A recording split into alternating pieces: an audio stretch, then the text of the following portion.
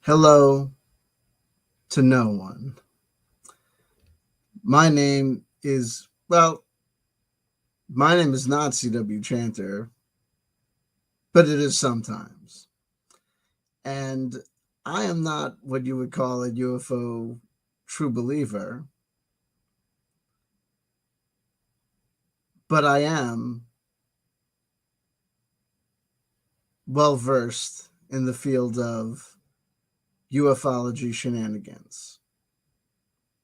It is the 30th anniversary of an incident that took place in 1994. Yes, Mario Heat, 1994 was indeed 30 years ago. And I say hello to you on both the YouTubes and the Twitches. And a fine hello to Tim Frew. I Free. We fro a fish. We fry a fish. And you pet a pussy.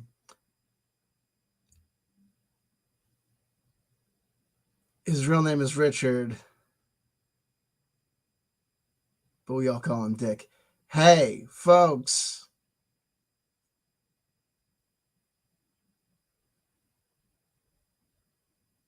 Do I make you horny? Randy? Golden Coin 100. Gonzalez. His real name is Jose, but we all call him you over there by the bushes. Listen, folks, I took a look over at UFO Twitter to confirm what I knew was true. It's oh so important. They remembered the 25th anniversary of this incident. At the time, it made the papers. At the time, it was a big deal. It was like the Phoniex Lights. At the 25th anniversary, it was covered by the local news. It was remembered.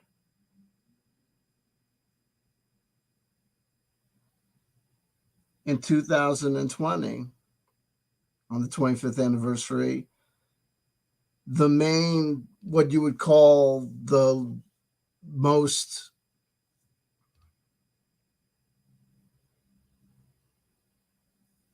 credible witness,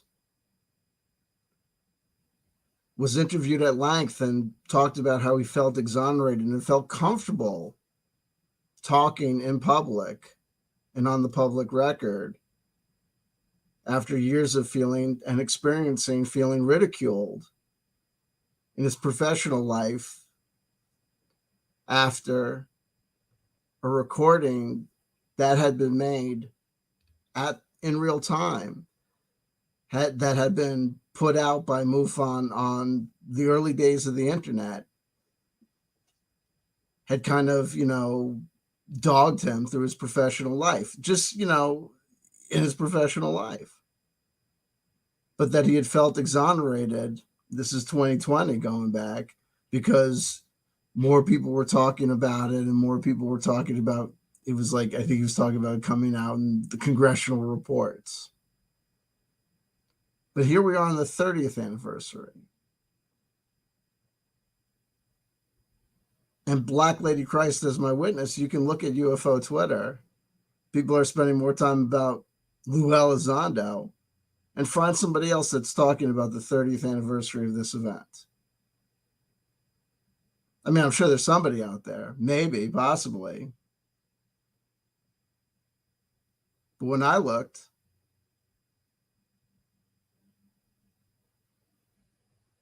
no one seemed to have it scheduled. I wasn't planning on going to talk tonight. I had actually stated on Patreon, look in the description box below, you'll see links to my Patreon. My most recent Patreon, I had said basically that I was done making public-facing YouTube videos. That after 10 years, my knowledge of nostalgia loops being what they are, that after 10 years of being in public, people had an opportunity to figure out who the F I was. And if after this much time of telling people that it was what it was, and figuring out that 99.9% of all activity that you see on social media in regards to ufology, New Age spirituality, and conspiracy theory is absolutely 100% bot activity. I am absolutely 100% convinced that these 20,000 views, 30,000 views that you're seeing people post is 100%, 100% of the time, absolutely foolishness. And to the degree that it's not purchased bots by the people behind the fake it till you make it accounts, it's just people that look. You don't think that there's Silicon Valley eggheads that are into ufology? There absolutely are.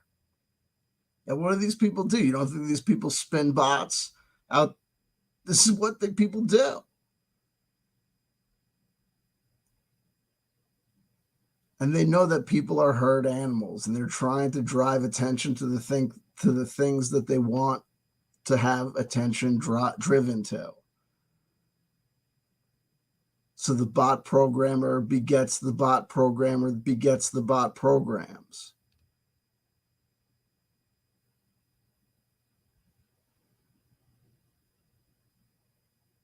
And the bot programmers into crypto, and the bot programmers into ufology, and the bot programmers into X-Files and Star Trek and this thing and that thing.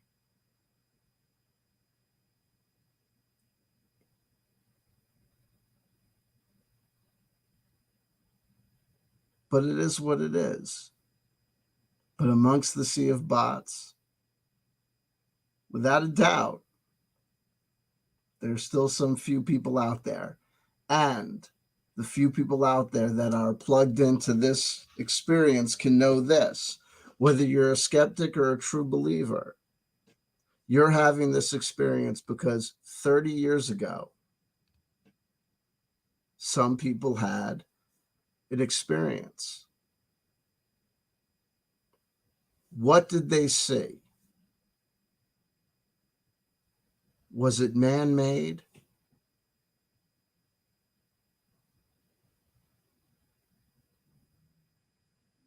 Was it the fingerprint of God? Was it angels? Was it aliens? Benign? Malevolent? Was it tricks of the imagination? Was it an act of the collective unconscious become manifest? Was it something in the water? And because I'm obsessed with these things called nostalgia loops, an obsession that was kind of born out of a predilection that I had of being obsessed with, chronology and time and memory, that crystallized around the year 2000, an obsession I began having with, time, just, media things and everything being a repetition of things that had happened before.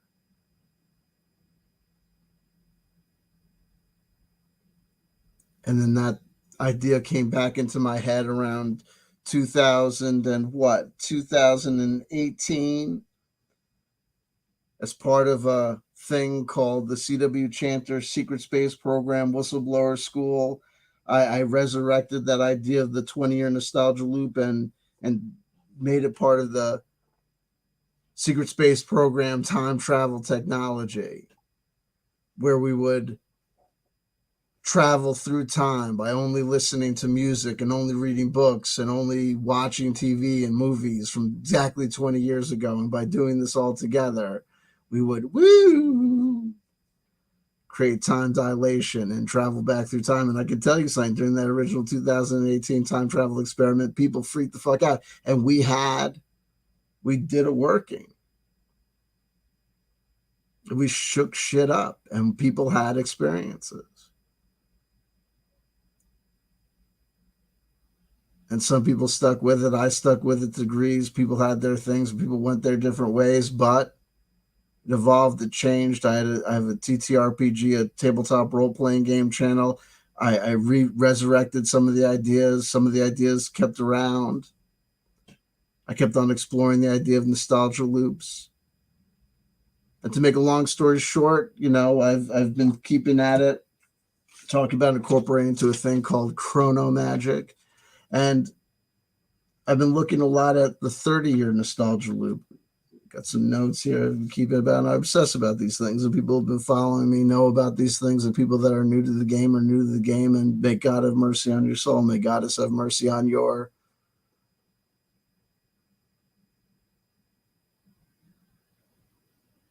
Nether regions beyond the realm.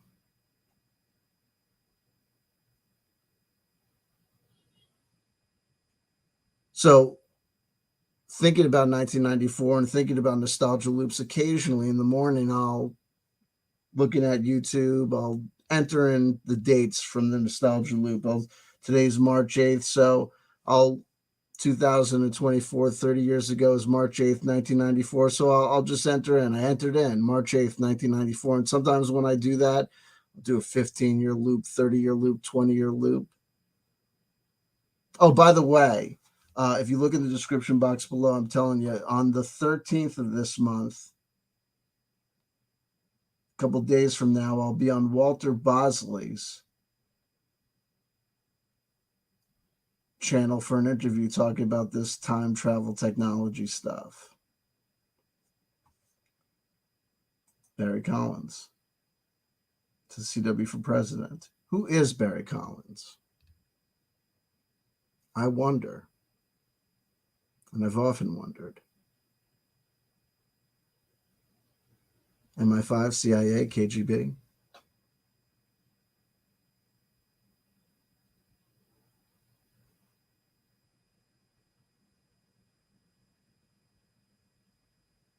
Who knows?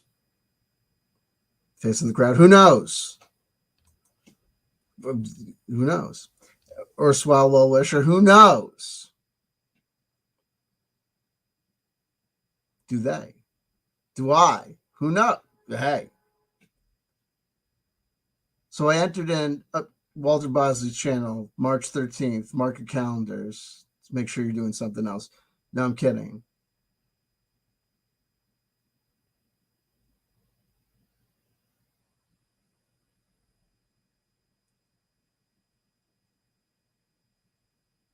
Nexus of connections. Think about it. Walter Bosley. Listen, 1994, 30 years ago.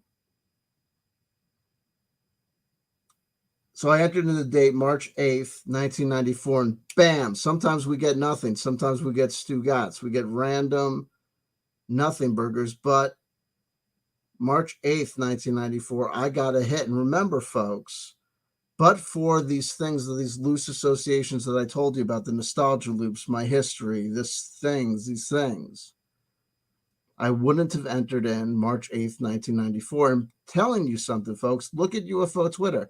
No one is talking about the 30th anniversary of this UFO event. But for the fact that I'm engaged in this process of chrono magic, that I'm involved in this working,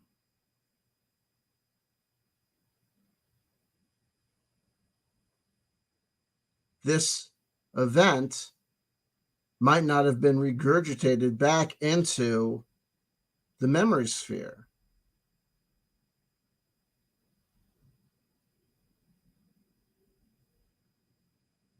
Make of that what you will. What will we find when we look at it? What will you experience? And remember, you're experiencing it because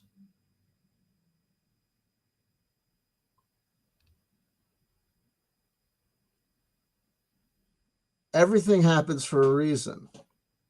Though there's a theory that there's no such thing as free will, because since the Big Bang, or its non-known but actualized equivalent. Whatever origin point of origin points was the origin point of events.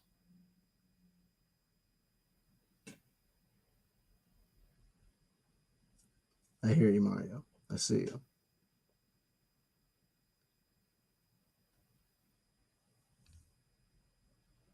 Everything has had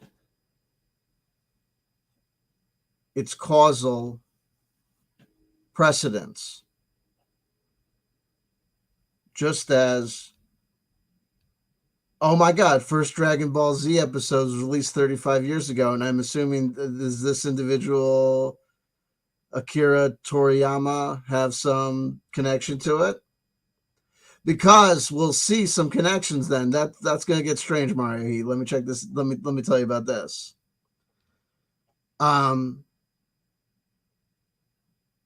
Think about it. Akira Toriyama created it. And when did he pass away? Did he pass away today? Hold on, let me do this. Because we might have some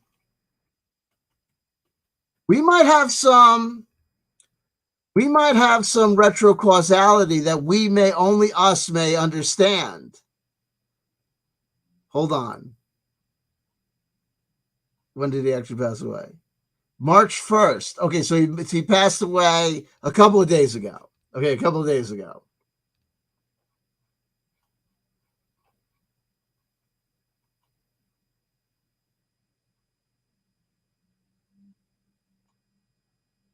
March 27th. It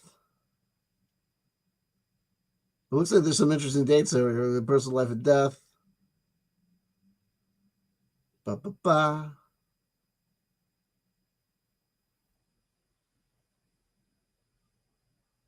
His death was announced. Okay, on March 1st, 2024, Toriyama died from an acute subdermal hematoma at the age of 68. 68, dude. His funeral was held privately with only his family as attendees. His death was announced by his production company, Berg Studio, 1 week later on March 8th. Okay, now listen.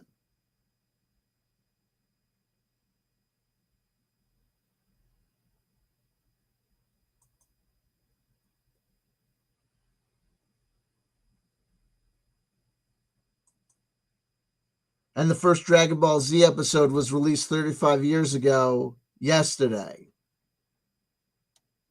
Check this out. Hold on to that thought. Hold on to that idea, folks. And by the way, I got to tell you something, folks. The average view time of my videos is about 1.5 to 2 minutes. Okay?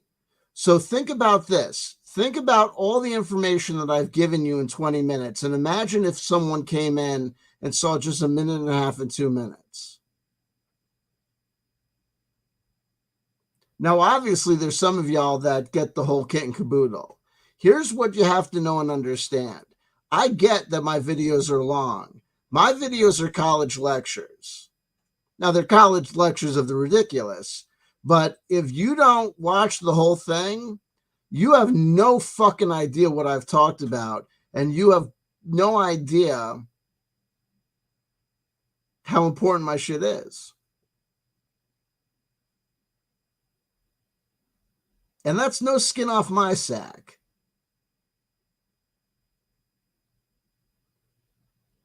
That's you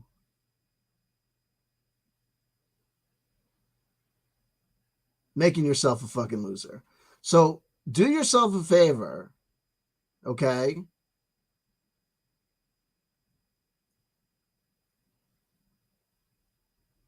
Recognize that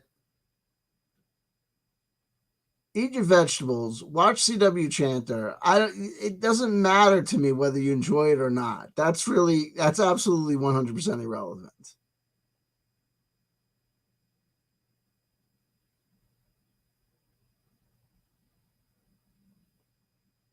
Your life is full of dissatisfaction and you got problems. Okay, and here's why.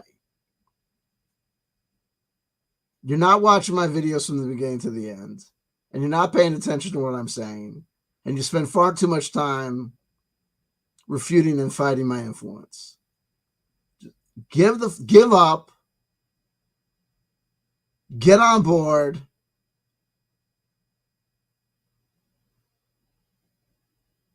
and start being the change I want you to be. It is what it is. Here we go. Barry Collins. I'm a Patreon supporter. I watch all your videos because of the time difference. I can't watch them live. Hey, that's fine. You don't have to watch them live. It's not required that you watch them live. Here we go. Mario Heat. Toriyama was one of the goats of anime. He was involved in Dragon Ball, Chrono Trigger, PS1 game. Very important game. Listen, the historical. Blue Dragon 360 game. Dragon Ball, everything. Many other games and stuff he was involved. Chrono Trigger came out 29 years ago on March 11th.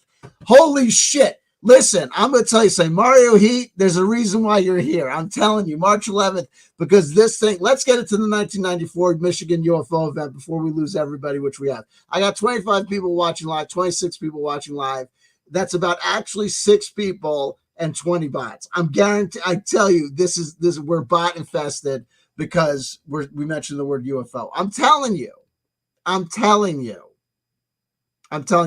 We also say hello to Victoria Auto Happening Ding.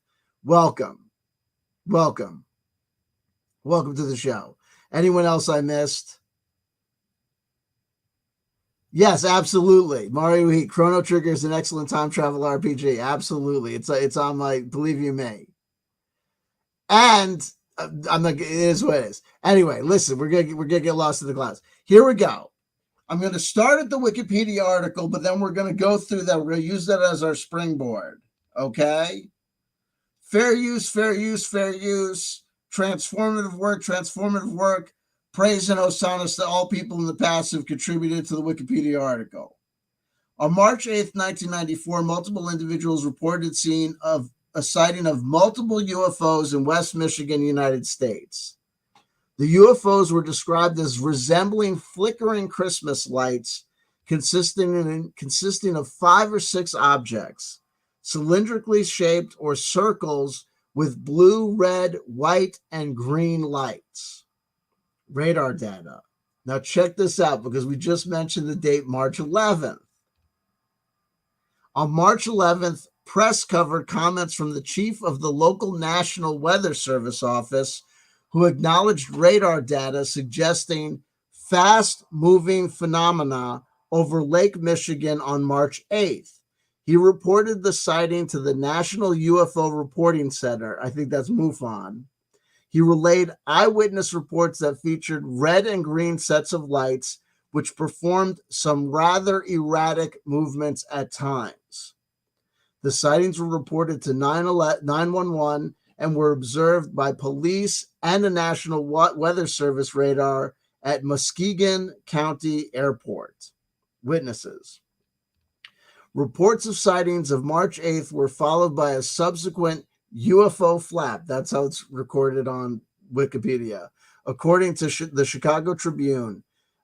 According to the Chicago Tribune, in the aftermath, UFO sightings were reported by over 300 witnesses in 42 counties in Michigan, including Muskegon, Ottawa, Berrien, and Allegan counties. Comparison to Marion apparitions.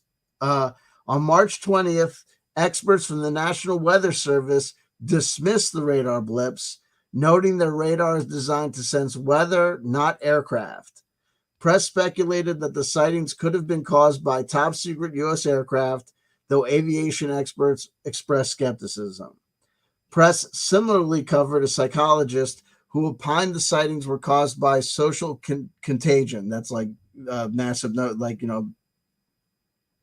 mass thinking, likening them to apparitions of Mary, the mother of Jesus, in stains on a water tower. The Detroit Free Press reported that residents of the very religious Holland, Michigan, were interpreting the sightings as a biblical sign. Assessment by the Mutual UFO Network. By March 20th, the Mutual UFO Network spokesperson told press They had received over 100 UFO reports in Lower Michigan since the initial sightings on March 8th. The group interviewed dozens of witnesses, but the event remains unexplained. The group claims to have ruled out most earthly explanations, such as a small plane, gas, blimp, weather balloon, satellite, shooting star, military aircraft, or debris. Legacy. Now, check this out. In 2019, on the 25th anniversary of the event, local media interviewed witness, check this name out, Cindy Pravda. In 2020, the next year, retired meteorologist Jack Bushung, that was the person that we're going to hear his voice later, was interviewed about his experiences at the National Weather Service station on the night of March 8th, 1994. In 2021, again, this is, so remember, this is like the 25th anniversary, the 26th anniversary, and the 27th interview and anniversary. People are still talking about it. Here we are on the 30th anniversary, and Stu Gatz. Bushong reported that he felt vindicated by a recent government UFO report. The event was detailed on an episode of the Netflix series Unsolved Mysteries in 2022, last year, or 2 years ago. But this year, nothing.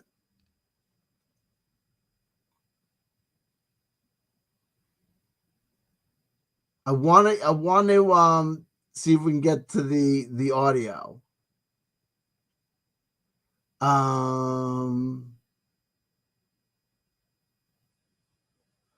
Here we go. But remember the March. So what I'm talking about, could it have been? Well, let's do this. Let's do one thing at a time.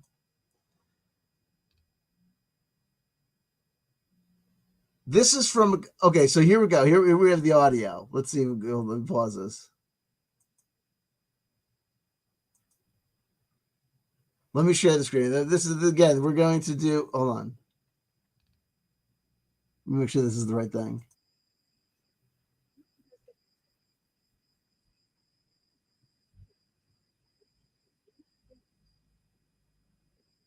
Wait, I don't want the whole thing. I just want the guy's freaking audio. Hold on.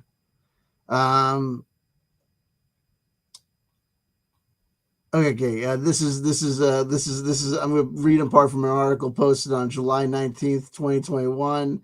All credit to Henry Erb, who posted this on who updated this on July 30th, 2021, a couple of years ago. Grand Rapids, Michigan.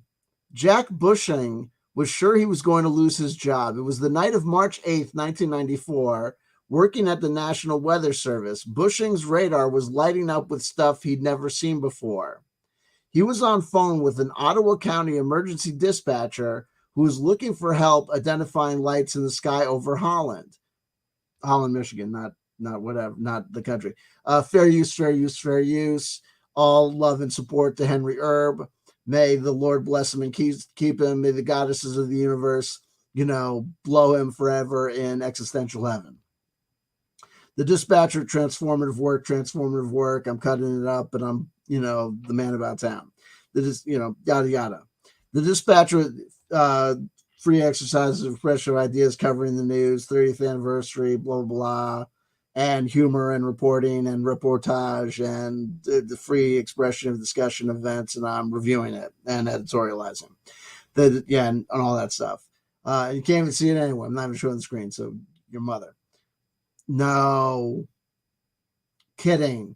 The dispatcher was getting a lot of calls. Police officers were calling in too, allegedly. When Bushing found out his phone call had been recording, Bushing said he was really scared and lost sleep over it. He fretted about what people were going to say about what he was seeing on his screen. Just that people think you're a kook, he said, or that you're lying, you're not credible. I'm supposed to be a scientist and skeptical. Bushing was seeing images on his radar that corresponded to what people were calling in from the ground. He had to control his radar by hand to zero in on the sky south of the station in Muskegon. Oh my God, what is that? The recorded dispatch call captured him saying in a startled voice he had zeroed in on. So I think this is the audio. Let's do this. Hold on, let me share the screen because I think this is it. This is what we want. We say hello to Werner here. We say hello to Kent Speak. We say hello to Effluent for you. And absolutely, we cannot call anyone to confirm, especially that individual. I might be accused of something. And of course, that would be a reverse confirmation. We say hello to Jed Betty. Hopefully you can hear this. Roll your recorders. You're going to want to record what you're about to hear. In some cases, it's going to be difficult to hear. This is raw audio, and it speaks for itself. One center. This tape was made from the unaltered master tape. The date 3/8/94. At the time 21:30 hours. Also recorded will be dispatch conversation with the National Weather Service personnel. Were the events 10 years ago. You gotta know what happened, folks. You gotta know what happened. Have you heard anything about these lights that are flickering up here in what is it, east southeast area? Like a group. It looks like a straight 50 lights is way up in the sky. I never wondered if you had heard anything about it. Wow, you might have something to look. It's different. I've never seen anything like it.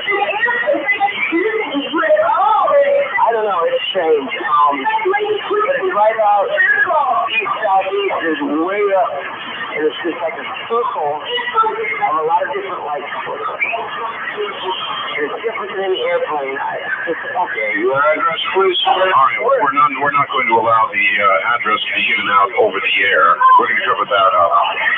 Looking out in front of our house, it's a little building 72. Yeah, what direction did you say that was? East, southeast. And that's when you're coming down 16th Street, right to Country Club Road. If you look at your immediate, just to your lower right, you're right there in the sky. It's just something we've never seen before. Well, that's what we checked out. Right. So it's a little bit hard to hear, but what's happening is that this guy, John Bushing, apparently, people were calling into him.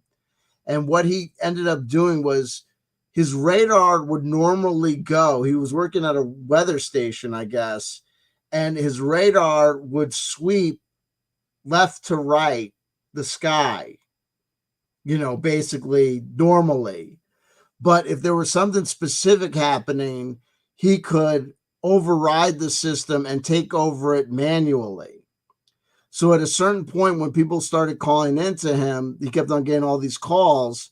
He then took over the thing manually. And when he took it over manually and went to what people were saying, all the calls were coming in from, he saw something. He saw these blips on his radar, and he started to see them on the radar screen, like kind of these anomalous things doing strange things. And that's why he's interacting with this person he's interacting with and acting so surprised by it. Because at a certain point, he says they were coming together and coming apart, moving about 20 miles in each jump. They were hovering, then jumping, hovering and jumping. And at some point, I know this because I was looking at I've been looking at this information all day. He was like, once he got the sense that they knew that he was observing them, that they started like responding to the fact that they knew that they were being observed. You're going to hear a lot of this in between calls. Just random tape noise. You're hearing a 911 dispatcher. 911? Yeah, is this Chris? We're the dispatcher phone service. Okay, I don't know if you guys do anything on UFOs at all. Yeah, real. Okay, again, a cut and a wait. So these are audio recordings of calls to and by Ottawa County dispatchers about a UFO. So I may be mistaken. I think this is actually different stuff. I think this is actually Oh my God, what is that? The recorded dispatch call captured him saying in a startled voice once he had zeroed in. Audio recording of calls to and by Ottawa County dispatches about a UFO sighting along the lakeshore. So some of these might be him, some of these might be other people. I don't know. Hold on. Okay, what do you have there, sir? There were at least 4 lights, and they were all flashing like okay, there was a sequence, it was a kind of like a V, and there was 4 lights, and they were blinking back and forth. And there's no way, I mean, a plane's not that wide. And then it started, went down to 3 lights, and it started spinning around. Like it was a circular motion. But it started going up and down, and then it went to 2 lights, and then the same thing, and that was 1, and it spinning in a circle. Okay, what's your name? All right, we're going to cover that up as well. By now, the 911 dispatcher is becoming a believer. His eyes on the cinema, his hundreds of dollars in phones like this, right up next to pilot hits and We're going to hold that too. I'm noticing in people calling up to 911, people, I think that's more interesting than what's going on. Central Charlie 2171 down. Fred Petty, wow, I was never aware of this event. Thank my chrono magic, my 30-year nostalgia is there. 911. America says, what's your opinion of Mark Passio? He's an anarchist. To the degree that an anarchist, it's forever. His analysis of the Matrix is just his personal analysis of the Matrix. His old beliefs about the Church of Satan being an Illuminati recruiting ground, I think, is for the birds. I think it's incorrect. They're kind of downtown area, so they're kind of hanging in the general area. It's like in the wind might have broken apart, like they wouldn't be wolves right now. Okay, so we got a call from Stratford Way, and I heard he's heading first, and he said 10 over here. Okay, yeah, we I don't know what to tell you. South of here, and out for 16 comes across. Okay, all right, I really think By now, the 911 fellow wants to know what's going on. He's about to make a call. Central Dispatch? Yeah, this is a non-emergency, so feel free to cut me off if something comes in. And I still kind of feel it calling, but my son and sister that I call. Is there any Air Force airplanes or helicopters flying around in Alexander, Ottawa County tonight? Oh, we're heading towards Stratford Way in that area of life, and they're checking it out. Stratford Way? Now, where would that be? We're right on Ottawa on the county line. It'd be a little bit better if we knew exactly when our guy was speaking. Well, it was pretty big. I just kind of, separated by about 50 kilometers. Well, suffice to say, look, I mean, all I can tell you is this, is that he said he went through his mental checklist about all the weather phenomenon, technical glitches he knew about, and what he was seeing didn't fit any of them. He saw what appeared to be solid objects coming together and coming apart. Moving about 20 miles in each jump, he recalled they were hovering, then jumping, hovering, and jumping. And watching them for a while, they appeared to be forming a wide triangle that moved out over Lake Michigan. He said they looked solid. It was a flying tin can, he said. Despite his worry about losing his job, Bushing went on to a promotion. I kept my mouth shut, and I learned that pretty quickly. Some individuals criticized him, dismissed what he saw. He wasn't the only one. There's been a considerable national reporting about pilots and other credible seeming people decided it was better to keep quiet about such sightings. After a number of sightings in Michigan in the 60s, then U.S. Representative Gerald R. Ford of Grand Rapids wrote a letter calling for congressional investigations and demand the government stop misleading the public. It took more than 50 years and efforts by members of Congress, yada, yada. Da-da-da-da-da. I'm looking to see.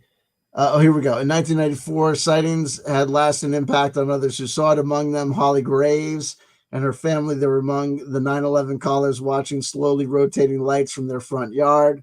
It was like Christmas lights, she recalled. The incident on the lakeshore got a lot of media attention. Graves said some people were interested in what she saw, but others were hurtful. She kept her kids out of school for a while. They just went through a really hard time, she said. They know what they saw. but it's everybody still laughed at you.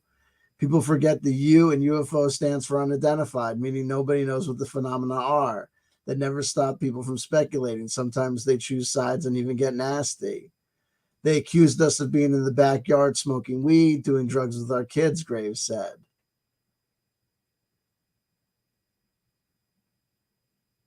They got some pictures of the kid. Now, her now adult children don't want to talk about the sighting. It's different from for Graves. I'm glad my family got to see it, she said. I really am. It's like once in a lifetime. It's an experience I'll take to my grave with me. Nearly 30 years later, it still moves her. I wish everybody had seen it, she said. I do. I wish everybody would see it because it was the experience of a lifetime. And this is updated today. Was this updated today? No, but wait, hold on. This is crazy because this is copyright 2024, Nexstar Media, and she says 30 years ago, but it says updated July 30th, 2021. It's crazy. That doesn't make sense. But anyway, and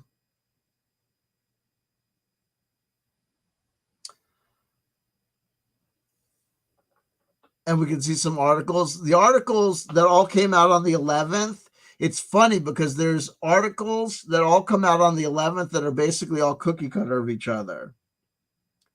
Let me do this. And then they're all articles that come out on the 20th that all basically just discredit it. Here we go. Let's look at these.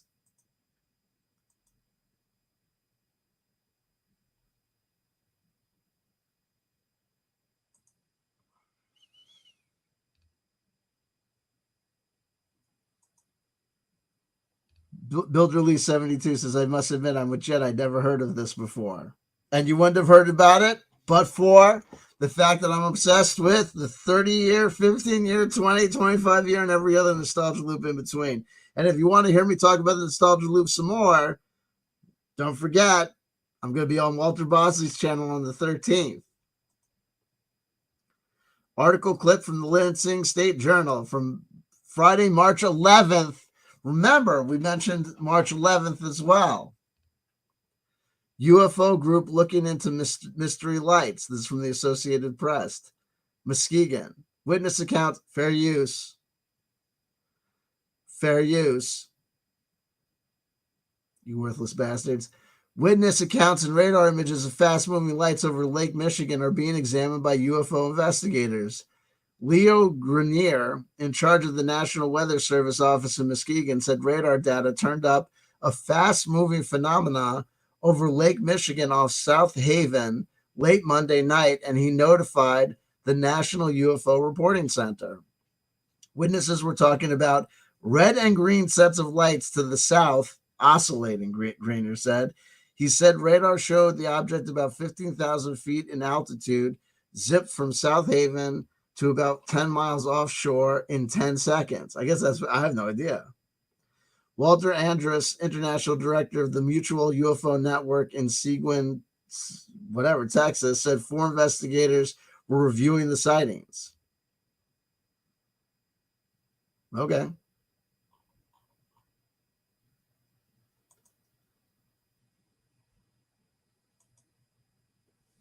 And then the Detroit Free Press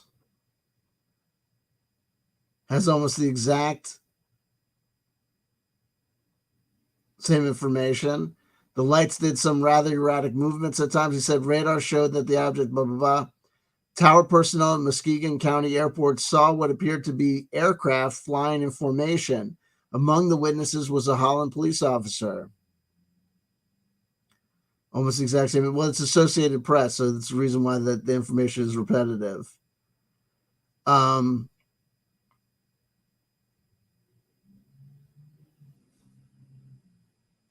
What was it? From the Times Herald. UFO sightings over Lake Michigan earlier this week are the talk of the town in Muskegon and South Haven. Leo Grenier of the National Weather Service said radar operators did pick up echoes in the approximate location of the sighting and moving in the same manner as described by those seeing it on the ground. Witnesses told of red and green lights that flashed on and off. The lights did some erratic movements. Okay, those it's all basically from the Associated Press.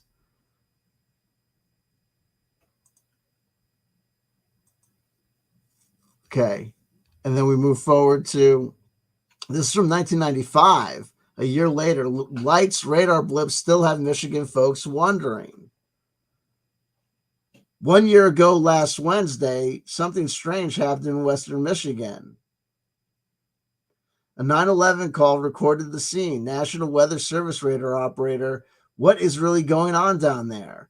Holland, Michigan police officer Jeff Velthouse, we don't know. People are calling in and telling us about these strange objects. Radar operator, what did it look like? Velthouse, witnesses are seeing 5 or 6 objects, some cylindrical shaped, circles with blue, red, white, and green lights. We've had reports from South Holland, Michigan, and over in northern Allegan County. Lots of lights moving all over the place. Radar operator, there were 3 and sometimes 4 blips, and they weren't planes. Planes show us pinpoints on the scope. These were the size of half a thumbnail. They were from 5 to 12,000 feet at times, moving all over the place. 3 were moving towards Chicago. I never saw anything like it before, not even when I'm doing severe weather. In one of Michigan's greatest unsolved mysteries, nobody has been able to explain the UFOs seen by hundreds of people in Western Michigan on March 8th, 1994. What has happened to the people who saw the lights that night? The radar operator who saw the UFOs has transferred out. Veldhouse still works as a Holland police officer. Other witnesses are eager to recall their awesome experience and still wonder what were those lights in the sky. These sightings would have to fall in the category of a true unidentified flying object, says Dr. Michael Swords, professor of natural science at Western Michigan University and former editor of the Journal for UFO Studies, a scholarly journal. The radar returns were definitely anomalous, completely unexplained. But was it, aliens? It's not unreasonable to think it could be something from another galaxy, says Randy Murphy of Ada, Michigan, who saw the lights directly above her house that night. I don't believe for a minute that it was any kind of alien structure. I think there's a fairly strong earthly explanation for what occurred, says Leo Grenier, director of the National Weather Service in Muskegon. The UFO sighting was the largest in the United States in 1994, based on the number of people who reported it. UFO researchers called it a major radar-confirmed UFO flap with more than 300 witnesses, including a police officer.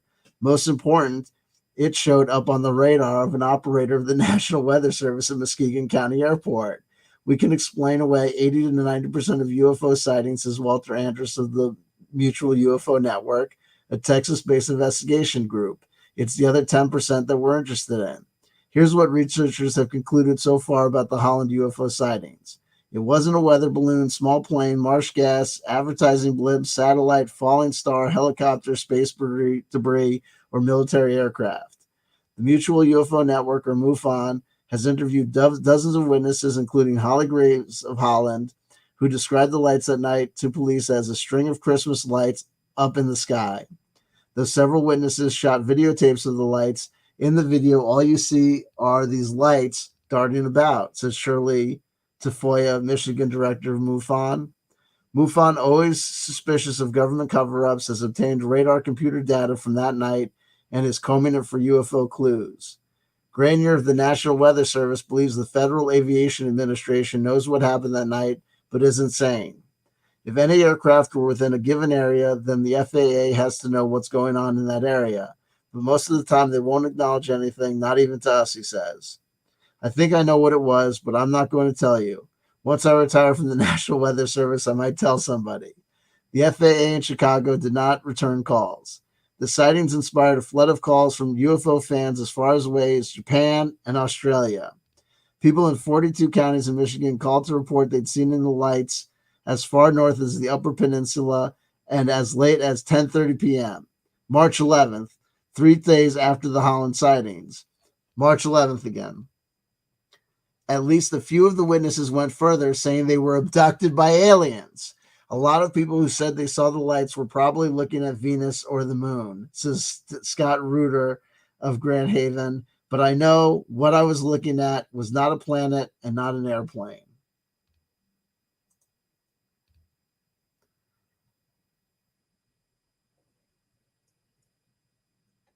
"25 years later, one of Michigan's most famous UFO events remains a mystery."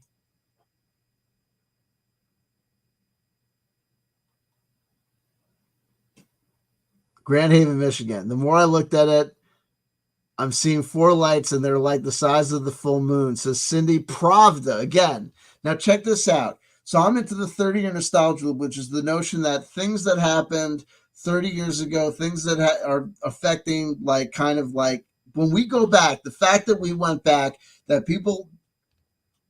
this was such a big deal, and yet no one heard about this shit, even though clearly it was covered on Unsolved Mysteries and shit, but like no one's talked about it. No one, even though I've never heard about it, but I've heard about the Phoniex Lights and stuff, but I never heard about this shit. But there's this girl, Cindy Pravda. But what are we talking about? They even talked about it last night at the State of the Union address. The collusion between Russia and Donald Trump and the invasion of the Ukraine and all this stuff. And we have this gal, Cindy Pravda. Coincidences, right? Whatever. But it's funny to me. But there's going to be another funny name. It wasn't helicopters. It was like nothing else that I could explain, Pravda said. She described the lights as circular and bright white with well-defined edges. She said 4 total lights aligned just above her tree line. She said 1 vanished after about 15 minutes, with the remaining 3 lingering for another 15 minutes before disappearing. Pravda wasn't the only one that saw the lights either. During the night of March 8th, 1994, newsroom phones lit up with reports of strange lights and flickering over some shore towns. Bill Konklasky, director of the Michigan chapter of Mutual UFO MUFON, said the event remains one of the biggest their organizations ever investigated. And again, we're on the 30th anniversary and no one is saying two gods. Founded in 1969, MUFON investigated whatever. Da-da-da-da-da. Da-da-da-da-da. The MUFON investigation from March 8, 1994 involved over 300 eyewitness accounts, many of which involved multiple people viewing the same light source together.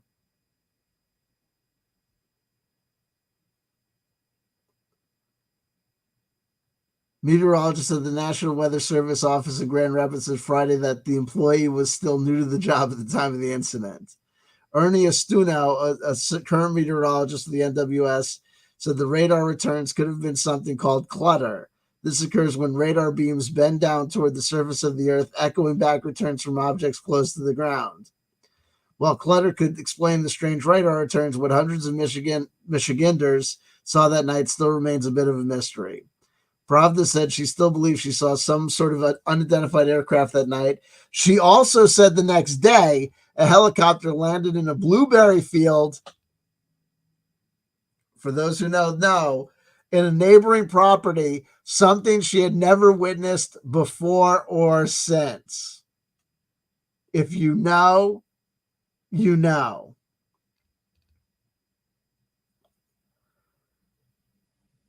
And I also saw the last name Knapp. So, here we go. Retired meteorologist shares his account in 1994. This is from 2022.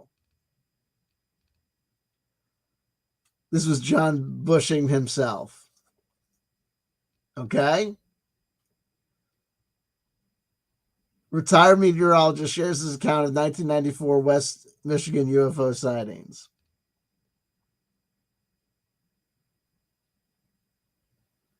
Builder Lee 72, Loopage, Barry Collins, Ingo Swan. Jet Petty helping me out. Sagin, thank you.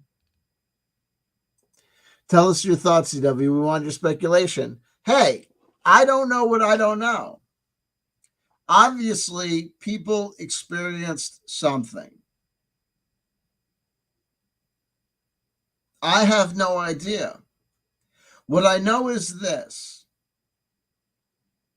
The day we find ourselves living in the Star Wars Cantina future, where alien life is truly confirmed because we are interacting with extraterrestrial life, then that day is manifest, and we are living the life of interaction with extraterrestrial entities. And until that time, these events and these experiences and these anomalous moments are what they are. They're strange lights in the sky.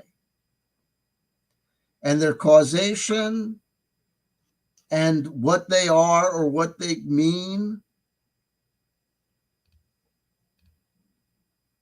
are unknown.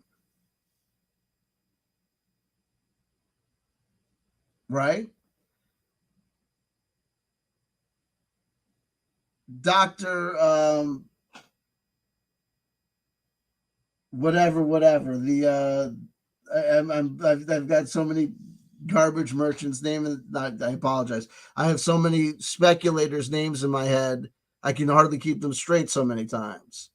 People can hold up an iPhone and say we have this technology because we got it from alien spacecraft that's been deconstructed and reverse engineered. They can say that.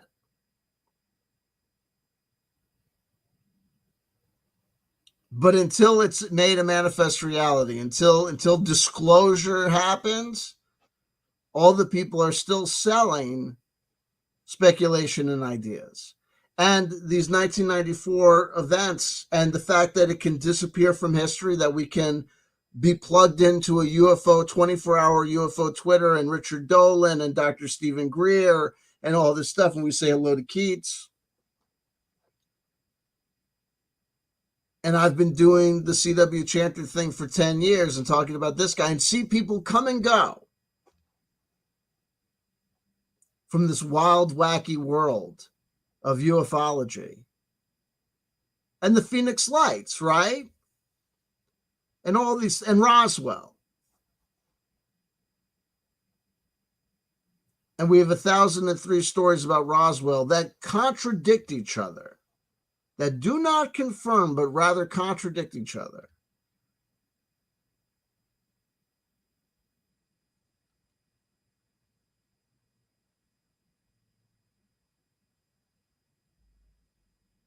And it's always the eternal promise of right around the corner, we're doing another investigation. Right around another corner, we're going to do a thing.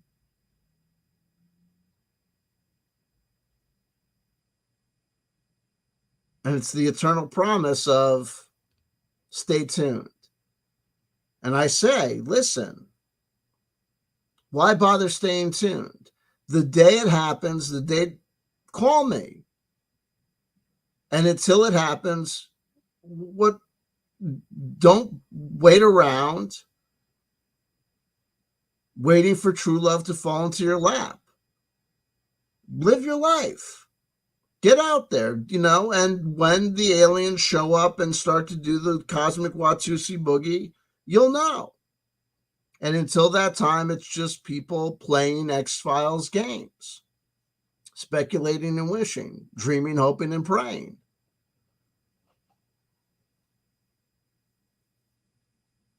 And getting frustrated and getting upset. And a whole bunch of people selling a whole bunch of books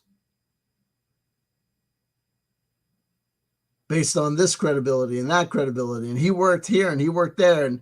And the credibility is they worked for the government. I mean, this is insane. Oh, but we could trust Lou Elizondo because he actually worked at ATIP. And what was ATIP? It was a government program? I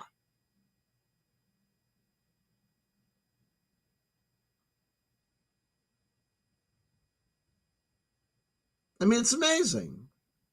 And there are people that they'll be like, "Oh, this Corey Good was absolute total BS," but this other guy is right on the money, and it's like, okay, like, hey, whatever you want to do. And those that believe are inclined to believe, and those that doubt are inclined to doubt.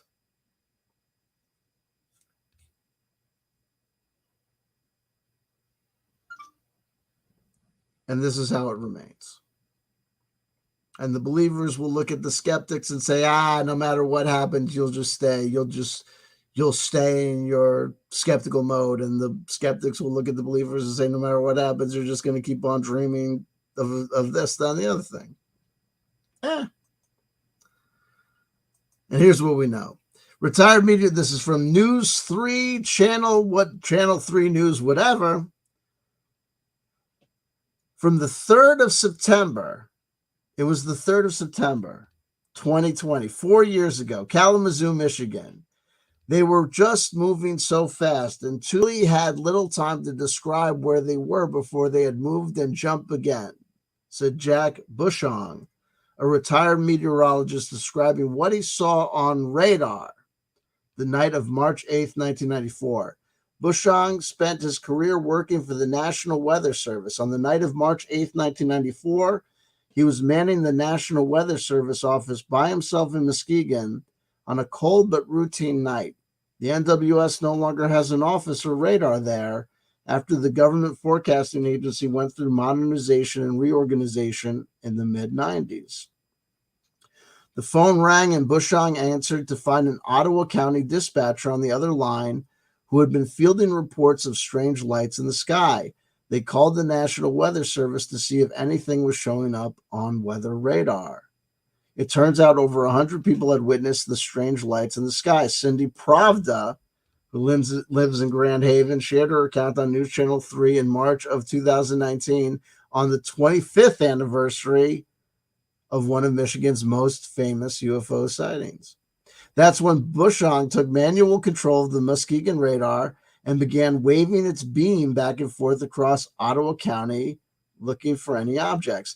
The conversation between Bushong and the dispatcher was recorded with the Michigan chapter of the Mutual UFO Network, which has shared online. Let's see.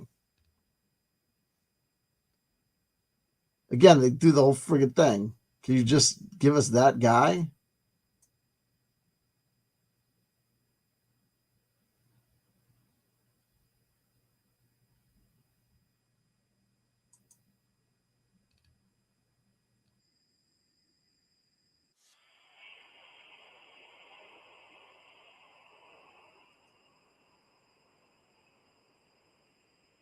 The key moments are tense.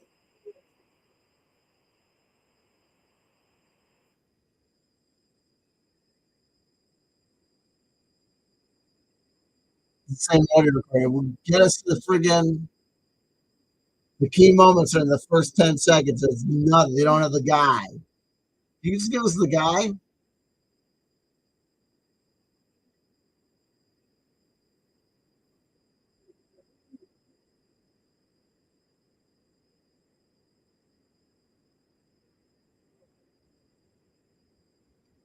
Whatever.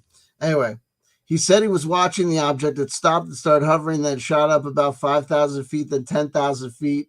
I was getting it just straight up, Bushong said. At this point, the police officer was saying that he was seeing the same thing with that same object. It was almost as if it was like it was saying to me, hey, I know you can see me. Until that one got up to about 40,000 feet, and finally I saw it. He then described seeing a triangle of objects on radar oriented vertically before they finally spread out in the horizontal. One that's closest to the radar, so it would look bigger. And then there were two more, he said, one on the shore of Lake Michigan and the other inland a little bit. They were all separated by about 20 miles. He said one of the objects would zip about 20 miles away before the others followed in a geometric pattern. I either saw them hovering or they were jumping at a high rate of speed over to the next spot. Then there were two other spots jumping to get back to the same triangle, and they kept doing this. Their heights even topped off close to 60,000 feet at times, according to Bushong. This, he said, disqualifies the theory some used to try and debunk his observation as ground clutter. Ground clutter, caused by a radar phenomenon known as anomalous propagation, occurs when radar beams bend down towards the surface of the Earth, echoing back returns from objects close to the ground. We just heard that explanation, read that explanation. Bushong said that this continued to happen until the 3 and at times 4 objects made it over southern Lake Michigan, where Bushong said he observed dozens more for a total of about 2 hours. He saw a larger cluster of stationary objects with some slowly moving in between them. This coincidentally was an area of open water in Lake Michigan in a year where the lake was almost entirely covered in ice. Bushong later called the FAA control tower at the Muskegon County Airport to see if they had observed anything. Bushong said he spoke to an air traffic controller that had observed 3 aircraft in formation off in the distance, but didn't have any transponder code. Bushong's first job after graduating from Florida State was in Grand Rapids with the National Weather Service. He then moved over to the NWS office in Muskegon until 1994, coincidentally the same year the sightings took place. Later that year, he was transferred to the NWS office in Atlanta, where he eventually retired. He said this had nothing to do with anything involving the incident on March 8th, but was rather a promotion and transfer he had been waiting on. Bushong said he was initially not allowed to speak to the media because they didn't want the wrong message to be relayed to the public. NWS didn't want it to become the UFO reporting center for the United States. That's really why they really had to duck and cover for this one. He said he'd faced ridicule for his account over the years, but he had become more comfortable speaking about it after the U.S. Department of Defense released videos confirming what it says was unidentified aerial phenomena. The sightings of March 8, 1994 are still labeled as unexplained, according to the Michigan chapter of MUFON, yada yada. There you go.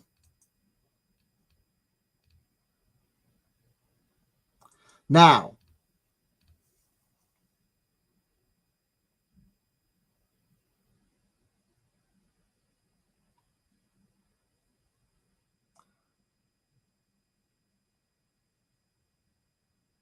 can you not understand that this phenomenon affects consciousness?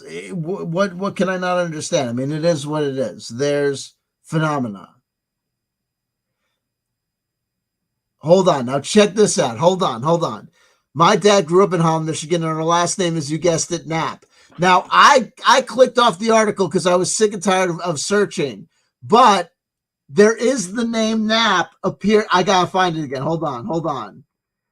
I stopped looking, but I had seen, in addition to the last name of Pravda, I'm going to keep on going because I had seen the last name Knapp. Yo, check this out. I'll share the screen. Look at this.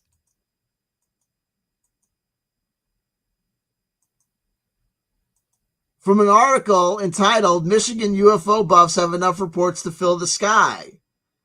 This is from March 20th, 1994. Detroit. While searchers fan out across the Holland area this weekend to look for evidence of UFOs in Michigan, a new sighting was reported in the western Upper Peninsula. The Michigan section of the Mutual of MUFON, blah, blah, blah, since March 8th, member Virginia Tilley of Grand Rapids, we're getting 10 or 15 new sightings a day, Tilley told the Detroit Free Press in a report Saturday. We have probably 20 people in various stages of investigating reports. Reports have come from Ludington, south of the Indiana border, along the Lake Michigan shoreline, from the Thumb and just to the west in Saginaw and Bay City, and from a few suburbs south of Detroit, Tilley said. But this weekend, MUFON searchers were looking for evidence in the Holland area, where 14-year-old Joey Graves said he saw 6 moving red and white lights near his home the night of March 8th. His parents, Daryl and Holly Graves, saw the lights as well. So did Holland police officer Jeff Velthouse, who answered Mrs. Graves' 911 call. I took the binoculars Mrs. Graves was using and looked myself, and there were 2 lights, a red one and a white one, Velthouse said. That's all I can tell you. I didn't know what they were. At the same time, Velthouse was telling the dispatcher about the lights. A meteorologist was tracking unexplained echoes on the weather radar at the National Weather Service office in Muskegon, 30 miles north. My guy looked at the radar and observed 3 echoes as the officer was describing the movement, Leo Grainer, who was in charge of the Muskegon office, said. The movements of the objects were rather erratic. The echoes were there about 15 minutes, drifting slowly south-southwest, kind of headed towards the Chicago side of the south end of Lake Michigan. In the Upper Peninsula, Timothy Knapp 23. 23 Skidoo. William S. Burroughs has a message for you. Of Marquette told police he saw Fireball. Now, we talked about Dragon Ball Z. Dude. Told police he saw a fireball with red and green lights falling to earth Thursday morning. The Marquette County Search and Rescue Squad looked unsuccessfully for wreckage, but said squad commander Lieutenant Thomas Mallet, it wasn't the first time we had something like this.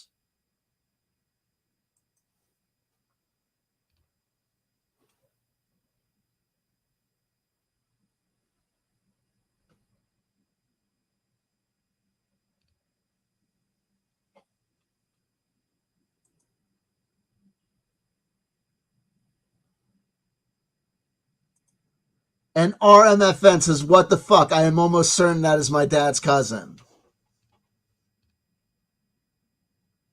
I swear to Jesus, I had seen the name Providence at Russia, because we've had Russia all up in the news. And then I saw the last name Knapp and it said, oh, I got to come back to that because you know George Knapp.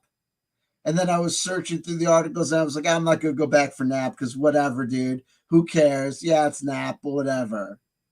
I gave it up, and then RMFN came into the live chat. I had not mentioned the name Knapp and was like, guess what? The last name is Knapp, and had to go back for it. And that brought us back to the Dragon Ball Z because of the lights falling. Now, check this out. So, reverse causality.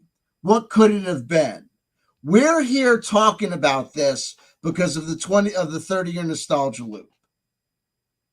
The creator of Dragon Ball Z died on the 1st, but they only announced it on the 8th. And we're here talking about this and having this. There were lights in the sky. What caused them? We're experiencing this because of what they experienced then. Could it be that they experienced what they experienced then because of what we're experiencing now?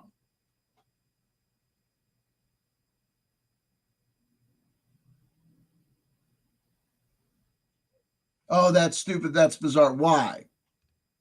Because there's so many people in the world. Those billions of people in the world. Are there billions and billions of people in the world?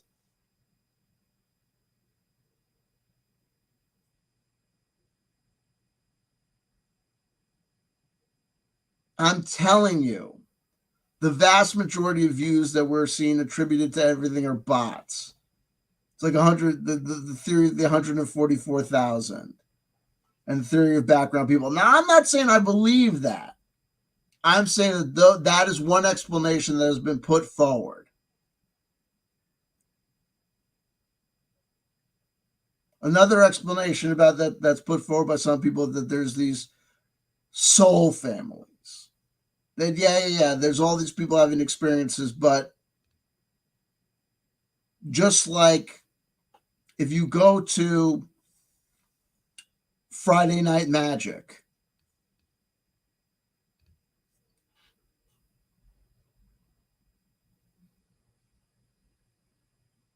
there's all sorts of people playing games, the games of magic.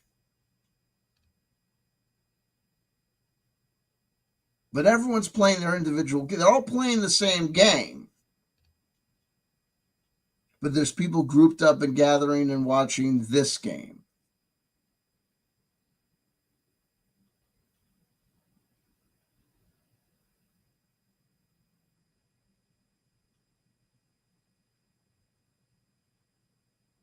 And you're having this experience, whether you're a skeptic like me, whether you're a true believer like whomever may be the true believers.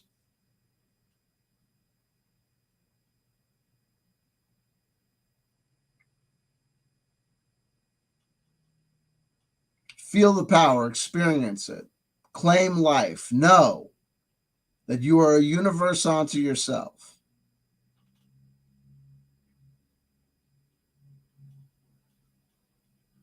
Even if you are a total atheist, Know that the transcendent and the magical is real for you, because when you die, the whole universe will disappear.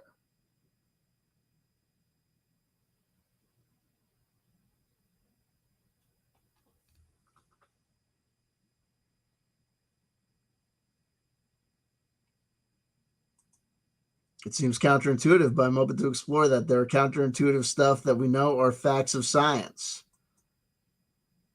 Dogs and cats living together. Think about it.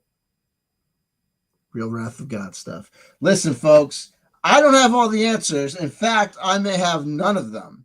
In fact, I may be leading you down the maps of madness. But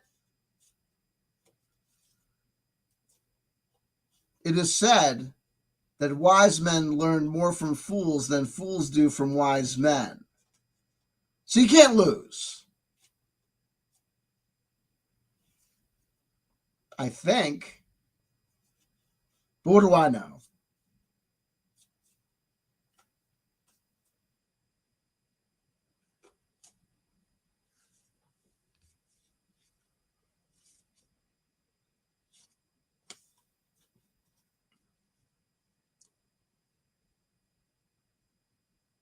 I mean, if RMFN's cut, listen, folks, in totality, you can't tell. Look, it's his fucking, it might be his dad's cousin. Are you fucking kidding me? Because I decided to enter in the date from 30 years ago, I found one of the biggest UFO events that no one else on UFO Twitter was talking about. Because that's how fucking tuned into the reality of UFOs. They're all talking about friggin' whether or not Lou Elizondo is friggin' COINTELPRO or whatever. Because what's real? What these douchebags are talking about are actual what people are actually seeing in the sky. Think about it, okay? I lead you to glorious times. Stop wasting your time being aware of the fact that we're actually having mystical, magical experiences here. But you only get it if you pay attention to it. Is this your card?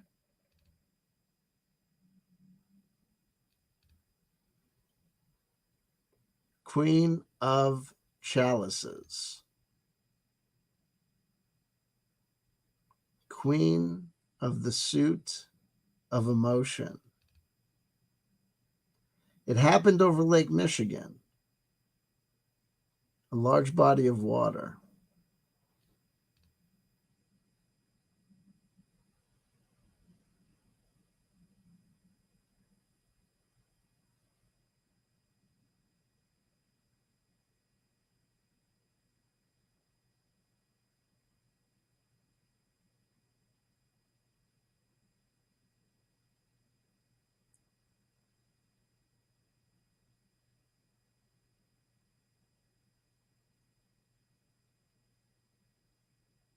Mobile bands of time.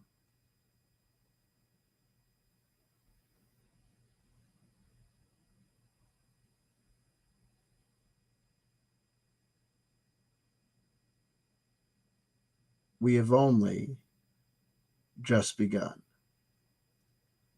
If you want the full experience and you have the carnival dollars to gamble,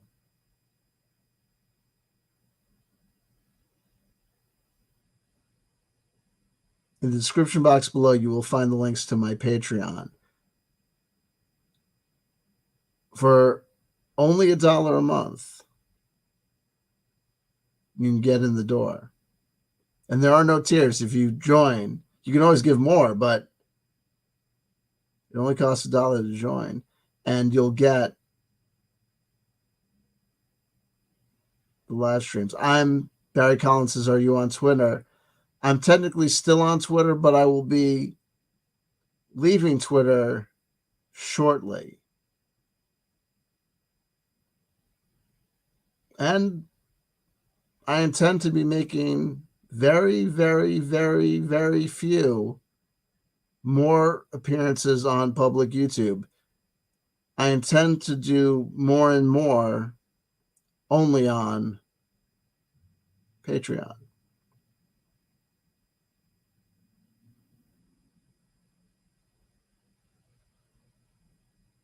Because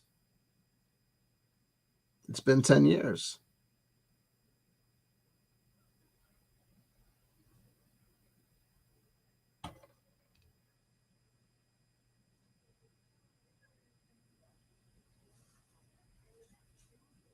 But every once in a while, the universe will tell me,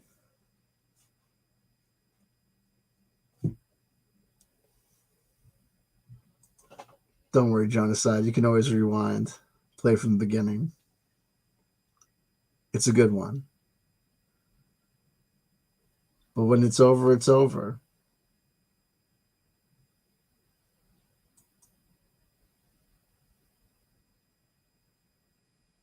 But when things end, new things begin. Happy 30th anniversary to whatever happened on March 8th, 2024. But it was an unfolding. And it carried through to the 11th. And on the 13th, I'll be on Walter Bosley's channel. I recommend you show up there too. And until then, I love you, I love you, I love you. If nobody told you they loved you today, somebody just did. That somebody is CW Chanter. Make of that what you will. Because you will.